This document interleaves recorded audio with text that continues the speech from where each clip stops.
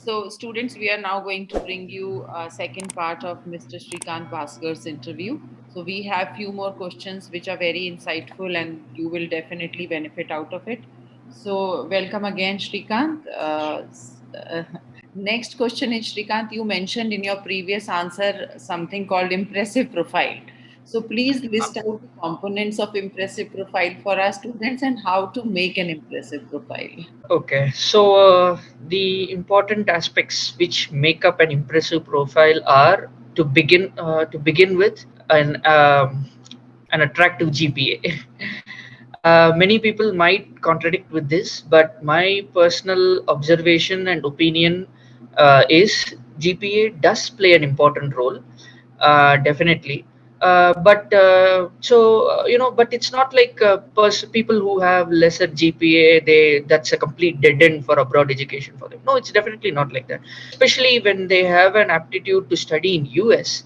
Thankfully, they in US, what the general opinion is, what they see a holistic profile, so which means they see everything, which is why the some people colloquially put this like in US application, what they see is a profile and not a resume. So basically, in a profile, we'll include everything. So first thing, an attractive thing to for the people who read your master's application is your GPA. If you have a 9 plus GPA or maybe a 9.5 plus GPA, or if say for instance you are a university topper, gold medalist, or stuff like that, that's really the first impressive thing that you could do, and it does play an important role, and it would guarantee you admission, not guarantee you, of course, it would increase your chances of getting admitted in a tremendous way in the top schools of US also. So please try to get a high GPA. And I'm saying this because I've been hurt by it, because I don't have a very good GPA. I have something around 8, which is not so very impressive, but at the very least, please keep your GPA above 7.5 out of 10. Because why I'm saying 7.5 is, uh, in US, according to the US education system, they have their GPA in a 4-point scale, unlike India, which has 10-point scale. So if you have a 7.5, if the very colloquial term to convert this 10 to 4 GPA is divided by 2.5, a very layman way of saying it, but still, yes, you can see it that way. So, dividing the 7.5 by 2.5, you will get a 3 on 4, which is considered as the decent and the lowest you can achieve in the US by any educational institution in the US. So please be above 7.5. That would be my advice. So first thing is GPA. And for instance, if you don't have a very impressive GPA and stuff, not to worry. You can definitely boost your profile by the internships which I talked about before. It can be either research internships or it can be industry internship. But research internship doesn't have anything else to say. It has to be a research internship. That's all. But in terms of industry internship, please make sure you do it in a research side. So make sure you work in the R&D department, or make sure the work you do involves a lot of research rather than you being like minor technician working there. No, your work shouldn't be like that. You should be something research oriented, something good.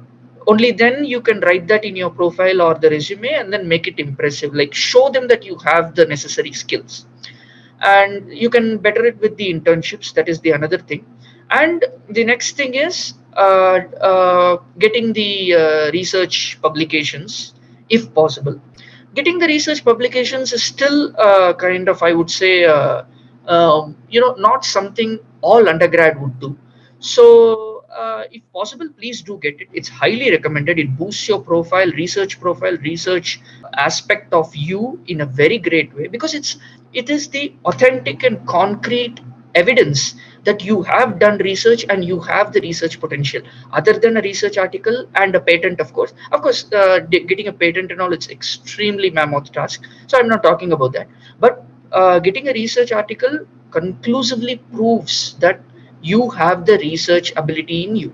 So no other, you can write 1,000 lines of what research you have done, or what is your you have this talent, this skill, you can operate this instrument, that instrument, everything. But getting a research article conclusively proves, omits all that 1,000 lines of essay about you. Just one research article would do it. So try to get it. But if you can't get it, it's not like if you don't have a research article, you won't get a master's seat. No, no, that is rubbish. And even if you don't have a research article, try to get yourself in a lot of hands-on research projects. It's not like you have to do your own research. You can be working under a professor or working under a doctoral candidate and just doing the work which they say. That's also is fine. But make sure you do it. You actually get your hands dirty and doing it, instead of just doing something called as a job shadowing. No, that doesn't work. Get your hands dirty, go in the lab and do things. And if you do that, then definitely those kind of things, when you write it in your profile, it will definitely boost your research aspect, or your the value of your profile. And other than this, try to attend a lot of national and international scientific conferences, and attend that conferences. And of course, do participate in either the paper presentation competition or the poster presentation competition. Do participate in either of these two, or if possible both. And even it doesn't matter if you win or not, but please participate. And that will be kind of attractive on the profile, just telling them that even though you don't do actual, it's not your own research, it will kind of, you can project yourself in such a way that you have the skill to understand a particular scientific concept work, and then you can express it to doctoral candidates or even professors in such a way that they can understand, and they can be, and a very effective knowledge sharing can happen there between an undergrad student and a person who has got a PhD. So these kind of things would project. You can write these things in your profile and show the university that you are this kind of a person. And so conferences can do wonders. Does the level of GRE score also matter? Okay, yes. GRE, the maximum score is 340. So for GRE, a decent the score varies depending upon the university and depending upon the departments also. For instance, let me say the most common one, the computer science department, computer science engineering, and the most for most students, the dream university for studying computer science would be Carnegie Mellon, no doubt.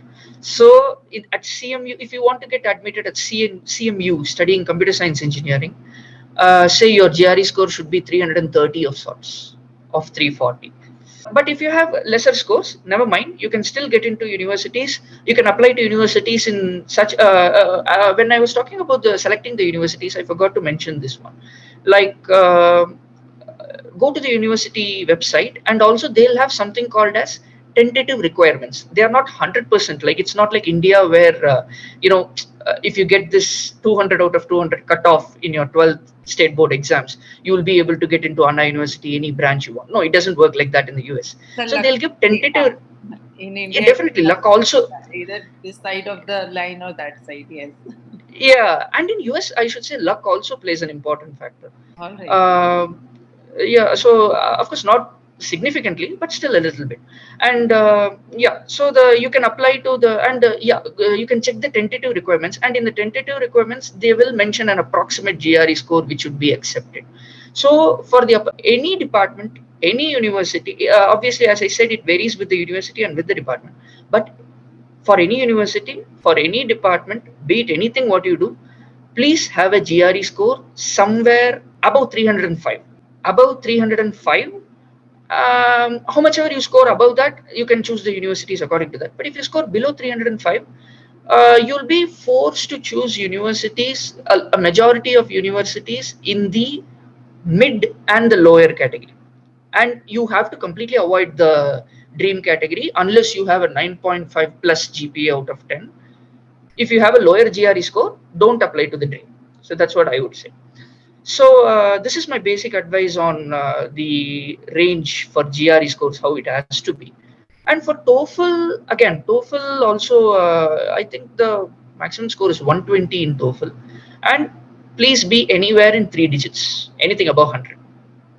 Don't go below 100.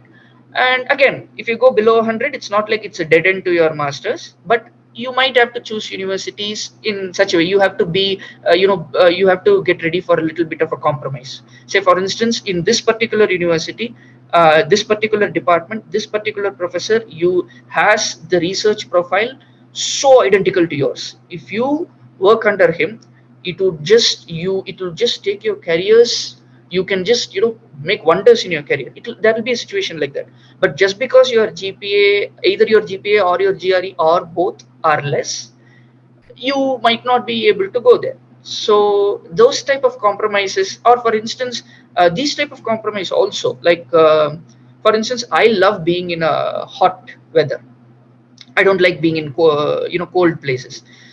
So, for instance, you might find a very interesting university in Texas or Arizona or Florida or California, where the climate is very similar to that of India's.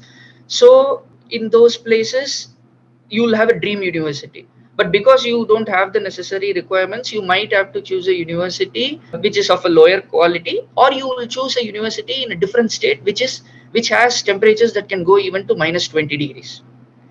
So even these type of things happen. So yeah, this is the importance of the scores, and of course I did cover about the overall profile also. That's all. Great, very insightful, Srikanth. Thank you so much. Now, my next question is, what are the scholarships available for Indian students?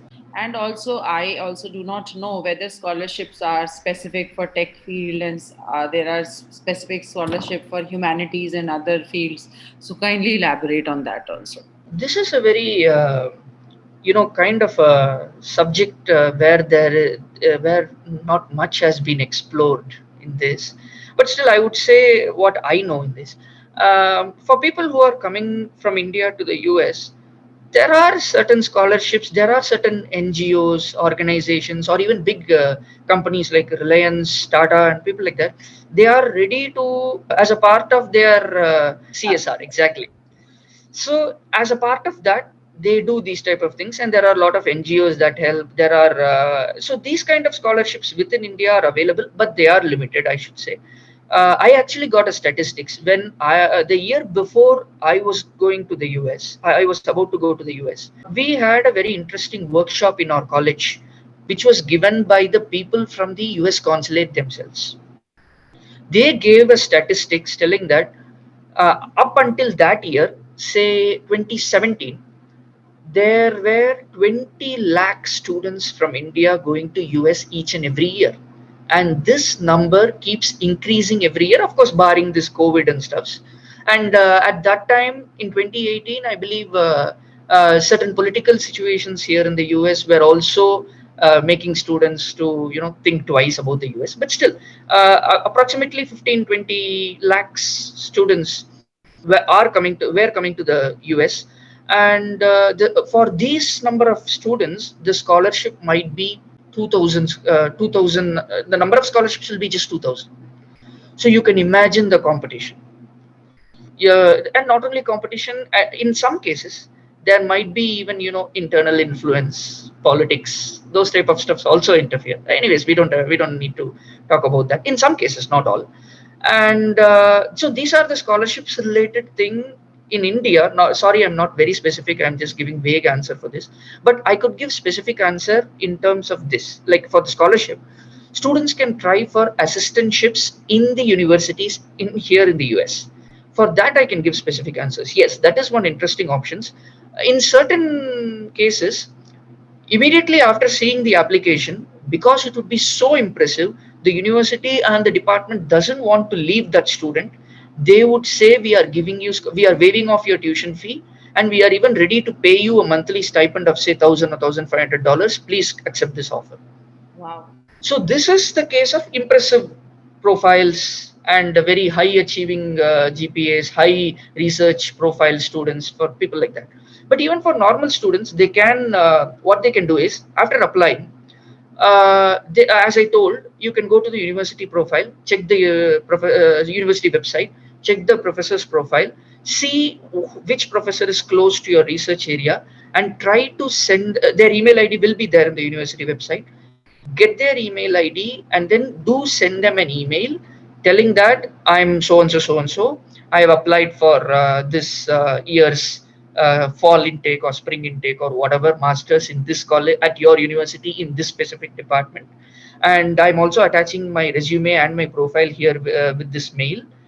Please take a look at it. I feel like both our research profiles are very identical, and if you provide me a chance to work under you, it would be extremely useful for me, and I could even provide my service and my insights to you too, which could be a little beneficial for you.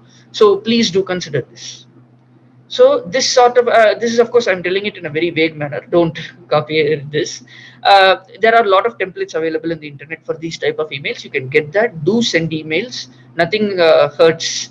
Sending an email. It's free. So please do send it. And some professors do reply. Some professors say that you have a very. Even I got a reply like that. You have an impressive research profile. After coming to the university, do come and meet. I got a reply like this. So things can happen. And I got a research assistant. I didn't get any fee waiver, but I got a part-time position under him as a research assistant, and I was getting paid during my master's.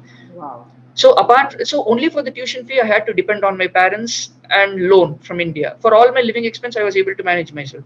So these kind of wonders can also happen.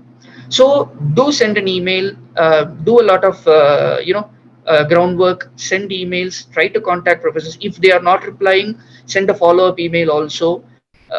We should not be pestering, but maybe we can wait for 10-15 days. If there is no reply, you can send in an email. And if there is no reply for that follow-up, in some cases, you can send a second follow-up also. But don't do anything after 2 follow-ups. It means, it kind of implies what that means. So try to do things like this. With this, if you, even if you don't get a full fee waiver or a complete scholarship, as it happened to me, you can get any part-time positions which will help you for your day-to-day expenses, and reduce a little bit of a burden to the loan to your parents, whatever. Great. So I think you make me understand.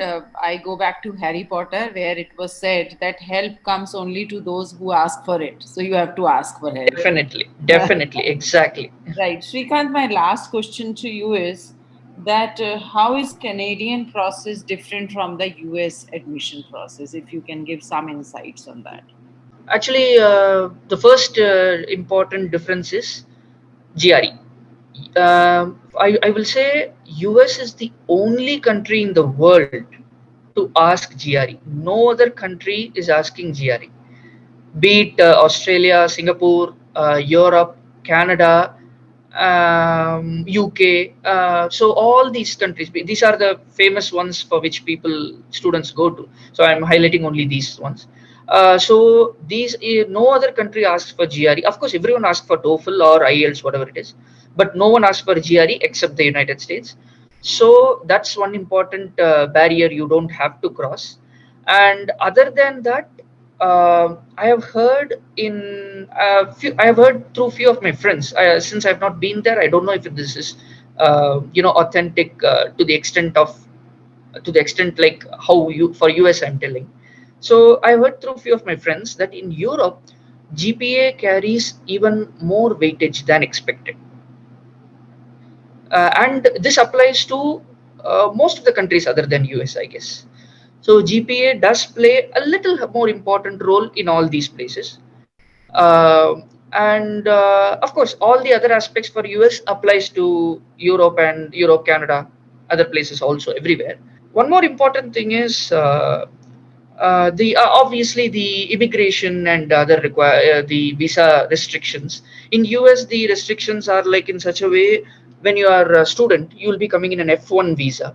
So according to that visa, you cannot work anywhere outside the university when you are studying. So you should never work outside your university. It is illegal, and we will be deported for that. So that should never happen in the US. But whereas in most of the other countries, what I mentioned, I'm saying most, not all. In most of the other countries, you can work outside. I'm sure you can work outside in Canada. I think you can also work in Europe. I don't know about Australia, Singapore, and those places, but definitely in these two countries, one can work. So that is another immigration-related thing that is varying. Yeah, other than that, almost everything, even the post-study work visa. In US, it is called OPT, and in other countries, it will be called in a different way. Uh, all those, I believe, are all the same. Even actually, UK was the only country to not allow immigrant students to work after they study. But now, because of the Brexit, even they are in need of skilled labor, and they have eased the restrictions and allowed the students for they have offered post study work permits. And how the professors treat, how the classes are going, the quality of institutions, everything are almost the same. So After listening to your answer, in fact, one more question has come to my mind, which I feel I should ask. So, what is the possibility of getting work permission on the campus for students in the US? If anybody who wants to do they get the work, paid work? actually, the jobs are limited again. The competition will be not drastic and all. It will be competition will be normal. It won't be in an impossible level. One can achieve it if they try harder. And in certain universities, even for positions like office assistants, library assistants, and even in the there'll be restaurants like Subway, Pizza Corners, Pizza Huts inside the university. Those places we can work. So even in those places, those shops will be wanting student workers because they are cheap labor. Yeah. It's enough if they pay the minimum wage. So they'll also be ready to hire people, and those kind of things can also happen. And in ASU, I mean, my master's university in the Arizona State University, there are abundant on-campus jobs. They can just easily get it. And in more even in other universities, most American universities, there will be jobs. All they have to do is search in the university website. It will be somewhere, and they have to apply. It will be an official applying process. You have to submit your resume, you have to submit your cover letter, fill up an application, online application, submit all the details, and then try to provide references, everything. It's an official job application you have to submit. And if they are impressed with your profile is nothing but if they find your profile or any of your past job experiences or your education experiences in conjunction with the job. It doesn't have to be education experiences also. For instance, at ASU, I have even found positions like security assistant. So for that, you don't have to. There is no relation with education or anything like that. But still, there might be something like I'm just guessing. I haven't applied to those positions, but I'm just guessing that you might have done some NCC activities in your school or college. So you can mention those type of things where you have been in this. You have got trained in certain police military level activities, in those NCC activities. I have operated rifles and stuff like that. You can mention all these. They might be impressed with those type of things, and you'll be you'll be shortlisted, and you'll be called for an interview. It'll be an actual in-person interview where you have to go and then attend, and the candidates will be shortlisted after that. So this is the process how it goes. The competition will be there, yes, but I won't say it is an impossible feat. It is achievable if you try hard.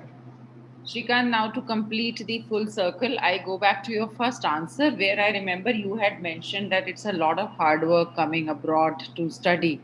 So just list out 3, 4 challenges, not to scare the students, but to make them be mentally prepared that this is the journey like. To sum it up, to tell it in a general way, to sum it up, the first is the academic challenge. Definitely, the academic challenge is, first you should have done something great, not great, something you know not Unique, something, something yeah, different. something unique, something which should not be ignored easily.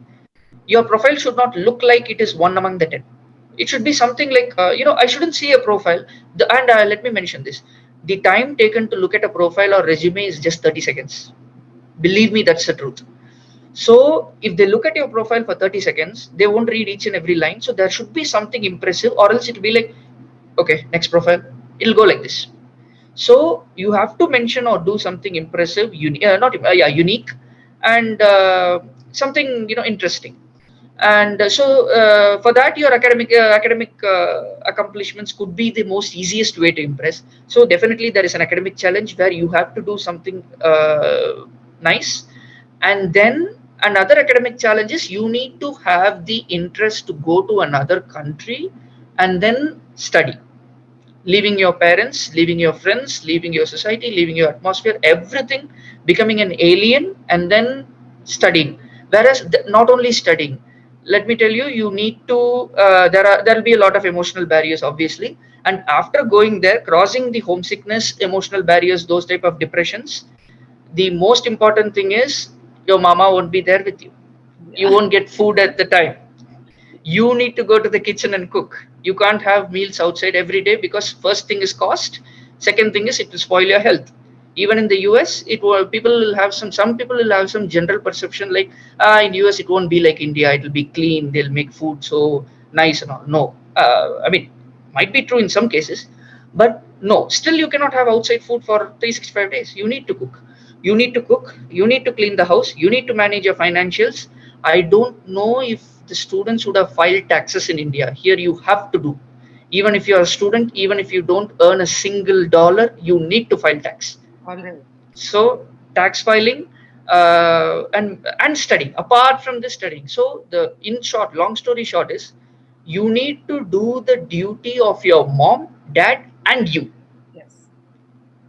So all these things you have to do. So all this is one important challenge in addition to the academic challenge I was talking about. And the next one is obviously the financial challenge. Most people will be taking loans. So and the loans, according to the rule, the education loan, you don't have to pay the interest during your studying, but that doesn't mean the interest doesn't get add up. The interest will get add up, it's just that you don't have to pay it. So you have to remember that financial barrier is always there. So that is an important thing you have to consider about. So that is one big struggle. You have to economize on everything if you are from a lower or middle or upper middle class families, where most of the students will come from. Yeah. Only few people will be from the higher class who can afford anything, but most people will be from these classes who needs to learn to economize, especially the upper middle class people. In India, they'll be in their parents' house, and their parents will just buy them anything they want, and they'll be like aram say they'll be in their comfort zone. But here, no comfort zone. You need to economize, because this is a great burden what you're offering to your parents, like financially. Right. So you need to reduce it as much as possible. So that is, the financial barrier is always there. And the other one is emotional barrier. I talked before. You need to leave everything and you need to do all your work. No one will clean your house, you have to do it. No one will file your tax, you have to do it. No one will learn for you, you have to do it. You have to go to the grocery store. You have to make arrangements for going to the university back home. I had the liberty. My father would drop me at the bus stop, and at times we would miss the bus. He would take the two-wheeler and chase the bus, and he'll help me go to the next stop and catch the bus there. All these things won't happen here. We have to do everything. So being a responsible adult is required. So that is another barrier. And other than this, one important thing is resilience. I hope many people will know the meaning of this word, but the true meaning is like the meaning of resilience is whenever a disturbance comes, you will be in a stable state, but when a disturbance comes, you tend to shake, you tend to fall. But the resilience is the how quick are you able to get to the stable state, ignoring that disturbance or getting over that disturbance. This is a very important quality. Each and every this is more than the GPA, I would say, an important quality everyone has to possess. Else, please don't come to masters. Please don't take any big risks. You Yeah. have to be resilient. You don't have to be resilient. At least have the mindset of, I will be resilient, I want to be resilient, that's why I'm coming. So if you are in this mindset, you can learn. So these are the general things I would like to sum it up. Thank you, Srikanth. I think it's been one of the most interesting, insightful, and honest interviews that I've had. And I'm sure if students listen to whatever you've said, they are immensely going to benefit out of it. And to our audience, please keep sharing and liking the videos. And if you have any doubts, please put it in the comment section. We will request Srikanth sir to come back to us and clear those doubts.